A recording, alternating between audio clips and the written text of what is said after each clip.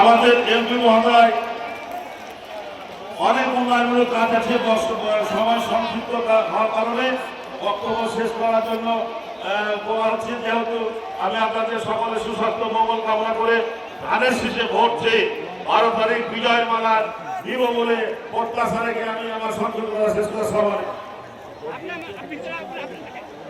হিন্দু বৌদ্ধ ঐক্য পরিষদের শ্রী অর্জুন চৌধুরী ভাইকে স্টেজে আসার জন্য অনুরোধ জানাচ্ছি। ইতিমধ্যেই আমাদের স্টেজে উপস্থিত হয়েছেন আমাদের ধানের শীষের প্রতীকের পদপ্রার্থী জনাব হারুন রশিদ হারুন ভাই এবং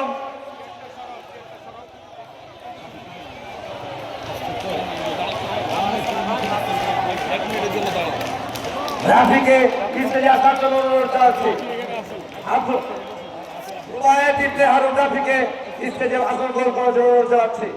এই পর্যায়ে বক্তব্য রাখছেন বাংলাদেশ সাবেক ছাত্র নেতা বাংলাদেশ জাতীয়তাবাদী দল চরকনগর বিএনপি নেতা জয়নুল হক কুল বিশ্বাসকে বক্তব্য রাখার জন্য বিশেষ অনুরোধ জানাচ্ছি। আসসালামু আলাইকুম। আপনারা সব কেমন আছেন? আলহামদুলিল্লাহ।